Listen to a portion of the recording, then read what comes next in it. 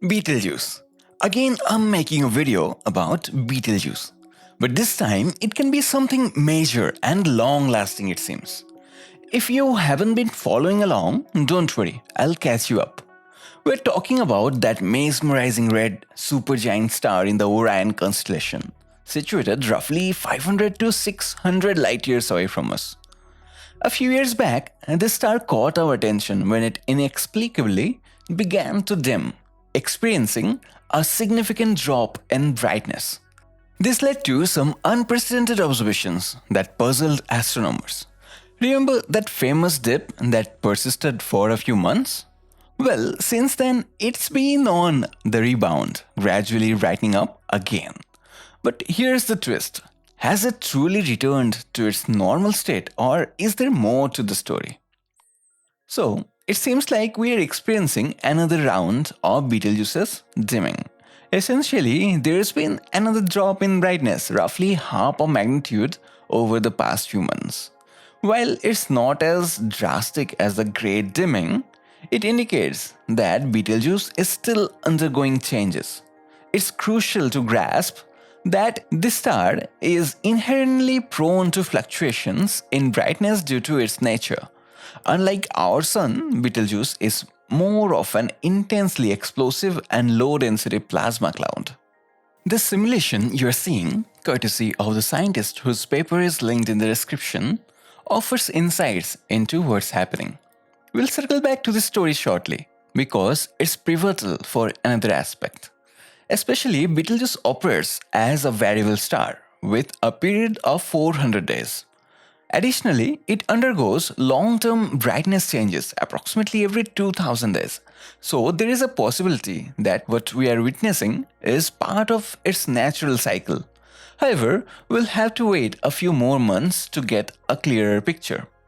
But otherwise, from the new observations, some scientists are expecting that the centuries-old mysteries of Betelgeuse's great dimming may have finally been cracked. Recent studies, drawing from observations spanning 15 years and utilizing various telescopes across different frequencies, including microwaves and infrared, suggests a remarkable explanation. We have found silicon monoxide inside the star. The detection of silicon monoxide in Betelgeuse's spectrum indicates the presence of a massive dust cloud rather than a prelude to a supernova. It is believed that internal activity expelled materials from Betelgeuse, forming a colossal gas cloud. This process, likely starting in 2019, culminated in the formation of a dark spot by early 2020.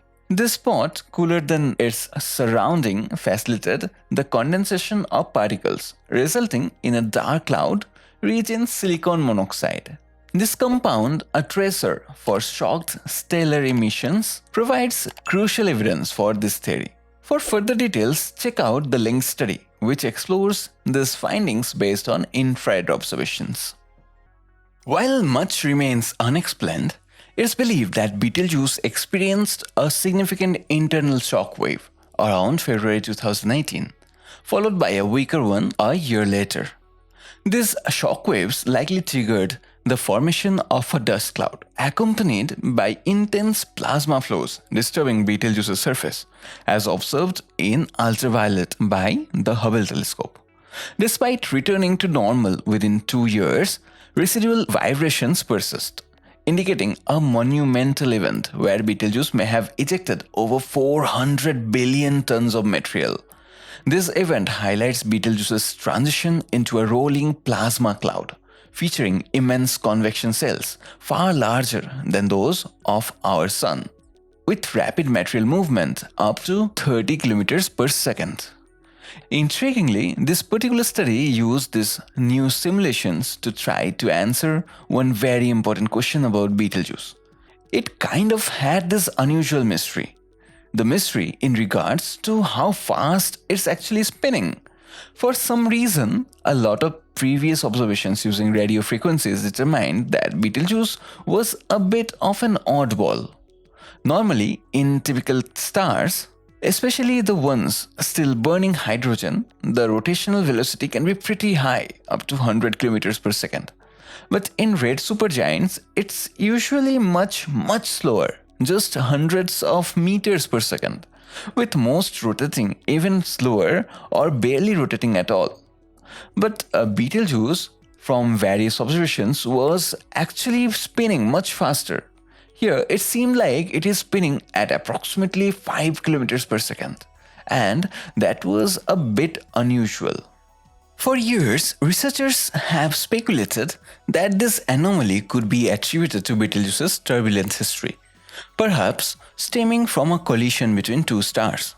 This raised the possibility that Betelgeuse might not go supernova anytime soon and could endure longer than expected. However, the researchers behind the new study proposed an alternative explanation. They suggest that the observed data might have been influenced by the rapid motion within Betelgeuse's convection cells. Given Betelgeuse's extreme activity and substantial internal velocity, the observed rotational speed could be skewed, presenting a biased perspective. Typically, researchers gauge a star's rotational velocity by observing both sides and measuring the redshift and blue shift. However, in Betelgeuse's case, these shifts could be attributed to convection cells rather than rotation. As demonstrated in the study, the actual rotational velocity is estimated to be around 2 kilometers per second, possibly lower. Now, this is still further than a lot of other red supergiants, so a binary star collision remains a plausible explanation. It's likely not as dramatic as previously thought. However, the question remains, what are red supergiants experiencing similar effects, or is Betelgeuse uniquely peculiar? This aspect was not addressed in this paper, but the future studies may shed light on it. In conclusion, Betelgeuse is expected to go supernova in our lifetimes. However, there's still excitement to be had. A nova event may be on the horizon. Stay tuned for the upcoming videos to delve into this topic further.